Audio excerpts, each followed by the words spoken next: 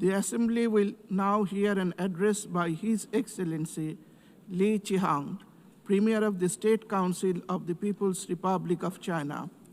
I request protocol to escort His Excellency and invite him to address the Assembly.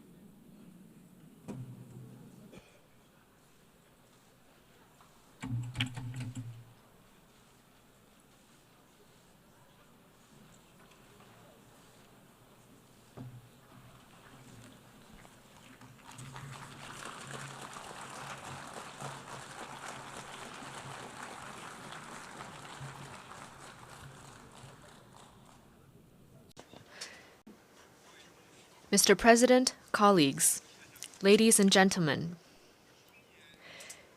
this year marks the 80th anniversary of the victory of the World Anti-Fascist War.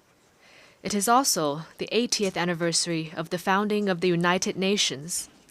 80 years ago, fascism was defeated in fearless battles by countless heroic men and women around the world.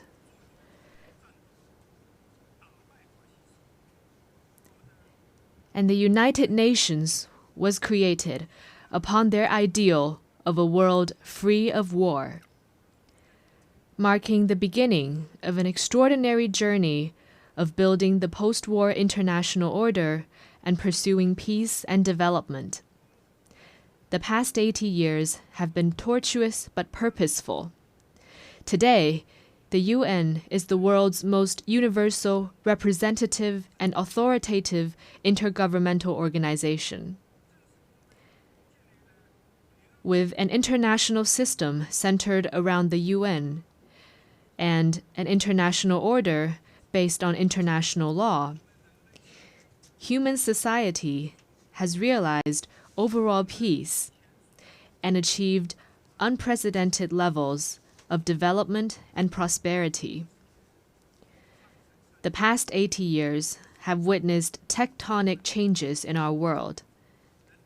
Straddling 2 centuries, this period saw human society leapfrog from the age of electricity and computers into a digital intelligence era.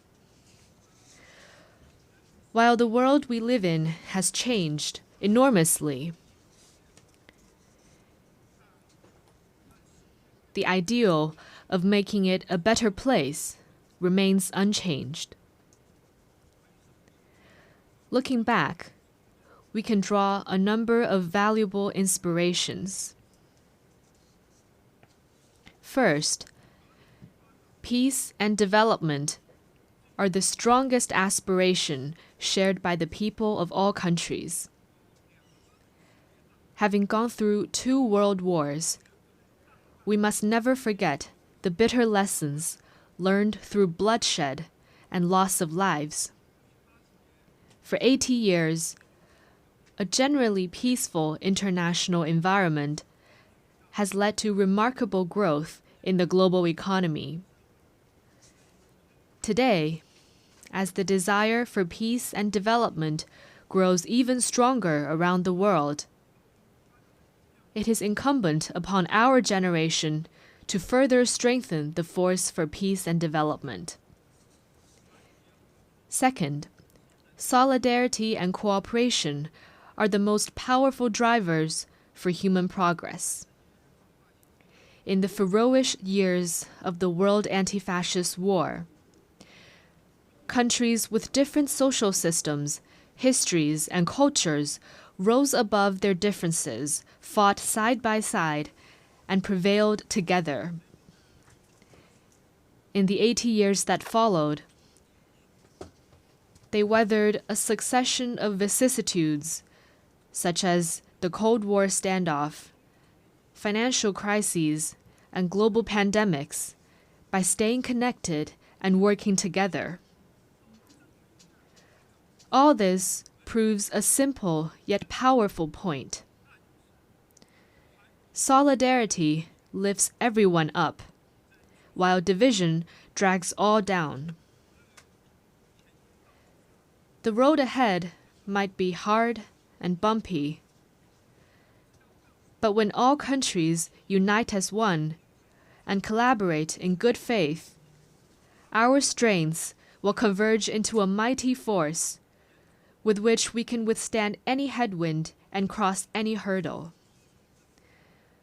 Third, fairness and justice are the most important values pursued by the international community. History keeps reminding us that when might dictates right, the world risks division and regression. Should the era of the law of the jungle return, and the weak be left as a prey to the strong, human society would face even more bloodshed and brutality. As members of the global family, we must uphold justice while pursuing our own interests. This is particularly true for the major countries. Only when all countries, big or small, are treated as equals and true multilateralism is practiced, can the rights and interests of all parties be better protected. At present, the world has entered a new period of turbulence and transformation. Unilateralism and Cold War mentality are resurfacing. The international rules and order built over the past 80 years are under serious challenge. And the once effective international system is constantly disrupted. The various problems induced are distressing and worrying. Humanity has once again come to a crossroads. Anyone who cares about the state of affairs in the world would want to ask, why couldn't we humans, having emerged from tribulations, adopt a greater sense of conscience and rationality, and treat each other with kindness and coexist in peace? How could we, in the face of deplorable incidents such as humanitarian disasters, turn a blind eye to atrocities that trample blatantly on fairness and justice and sit on our own hands? How could we, when confronted with unscrupulous acts of hegemonism and bullying, remain silent and submissive for fear of might? And how could we let the ardent passion and dedication of our forefathers in founding the UN simply fade into the pages of history?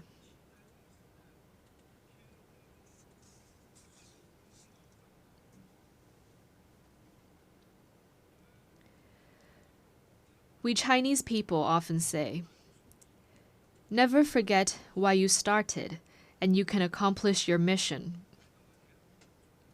Arriving at the UN headquarters this time, I saw over 190 national flags lined up in front of the building and fluttering in the breeze. I saw the sculptures, "Let us beat swords into plowshares," and "Nonviolence," with their time-tested message ever so loud.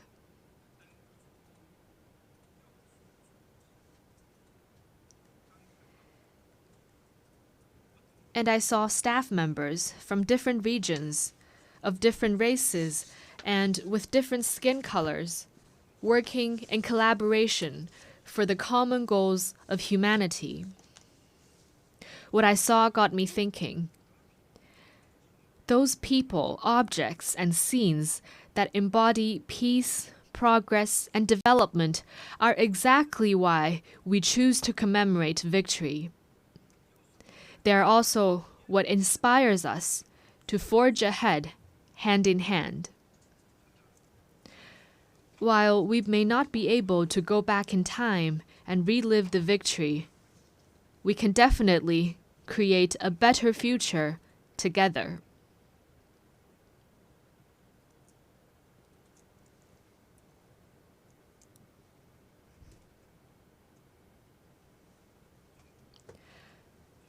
As a founding member of the UN, China has all along taken an active part in global affairs and worked for the betterment of humanity. Over the years, President Xi Jinping has put forward the vision of building a community with a shared future for humanity, the Global Development Initiative, the Global Security Initiative, the Global Civilization Initiative, and the Global Governance Initiative, sharing China's wisdom and solution for navigating global transformations and overcoming pressing challenges. In particular, the Global Governance Initiative, proposed at the Shanghai Cooperation Organization Tianjin Summit at the beginning of this month, underscores the principles of adhering to sovereign equality, abiding by international rule of law, practicing multilateralism, advocating the people-centered approach, and focusing on taking real actions. It points the right direction and provides an important pathway for building a more just and equitable global governance system.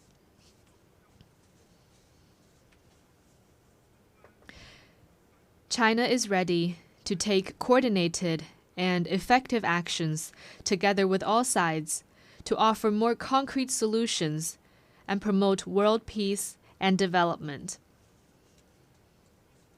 First, amid the volatility and turbulence in the world, we must work together for peace and shared security.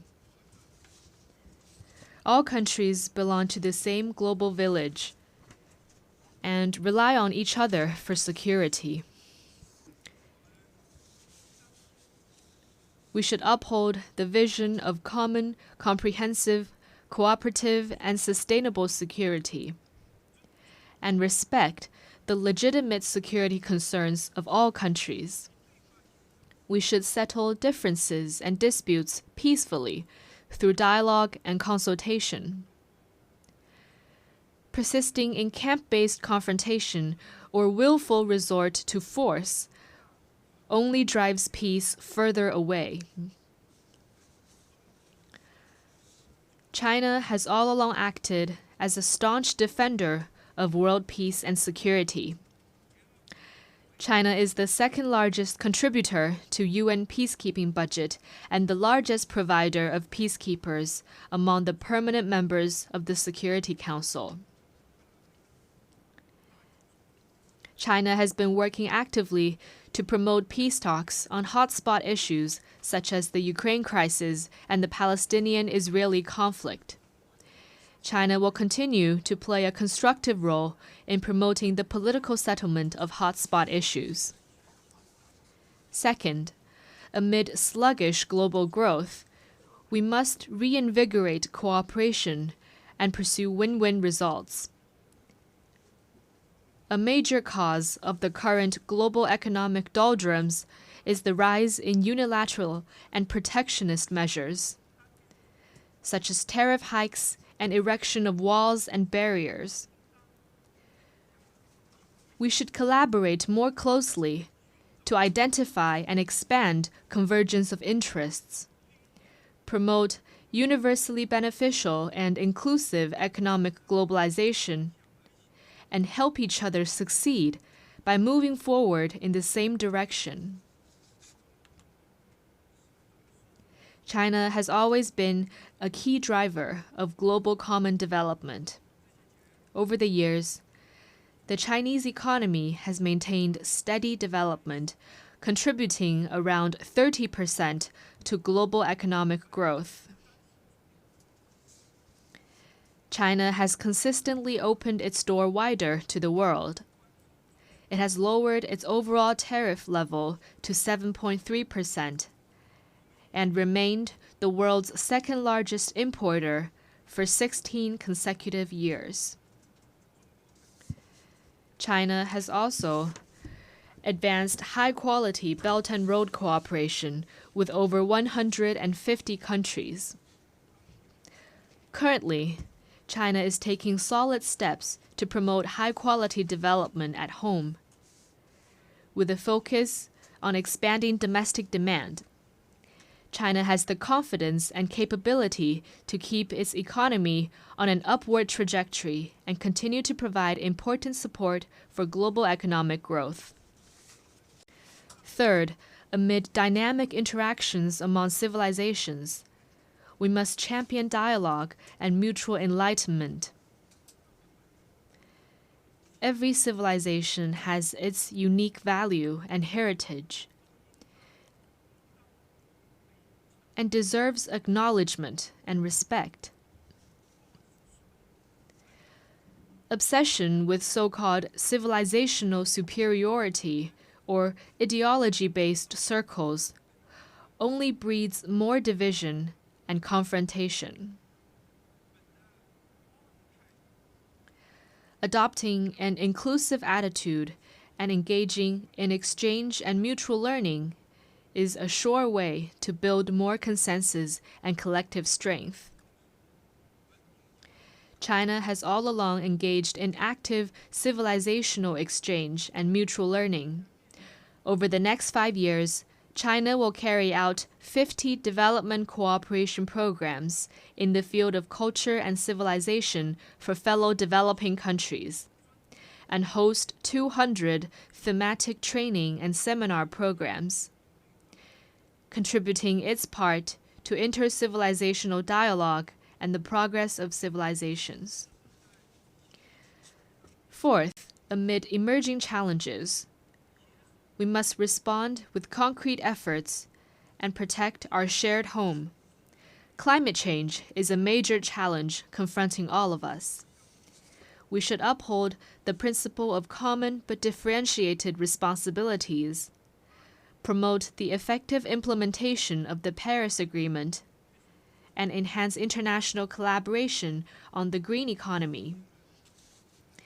In recent years, technologies such as artificial intelligence, network communications, and biomanufacturing have advanced rapidly. Along with the benefits, they also bring potential risks. We should adhere to the principles of people-centered development, technology for good, and equitable benefits, improve relevant governance rules at a faster pace, and strengthen global governance cooperation, so that technological progress could bring real benefits to humanity in a better way. China has always been a responsible stakeholder in addressing global challenges. Committed to green and low-carbon development, China has established the world's largest and fastest-growing renewable energy system, built the most extensive and complete new energy industrial chain, and announced China's 2035 nationally determined contributions that cover all economic sectors and all greenhouse gases. China has proposed the Global AI Governance Initiative and advocated the establishment of a World AI Cooperation Organization. This time during the 80th session, China will present to the UN the lunar soil samples collected by Chang'e 6 from the far side of the moon.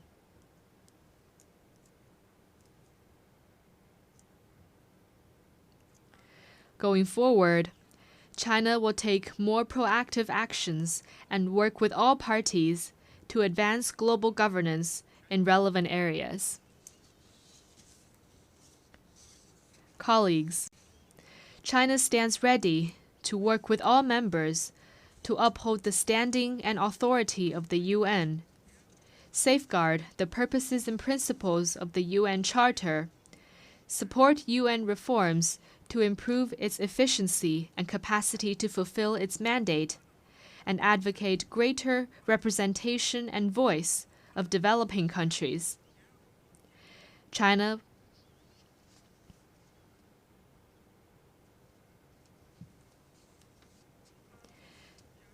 will work with the UN to set up a China-UN Global South-South Development Facility and provide it with $10 million in budgetary support.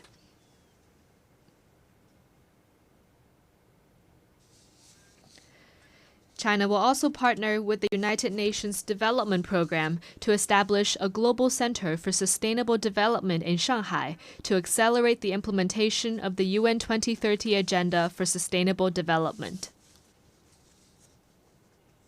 The tide of history surges forward, and the Great Way remains smooth and steadfast.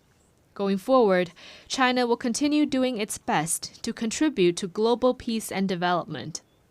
China hopes to work with the rest of the world to uphold the ideals of the UN, carry forward the spirit of multilateralism, actively implement the 4 major global initiatives, advance toward the lofty goal of building a community with a shared future for humanity, and make our world a more harmonious and beautiful place. Thank you.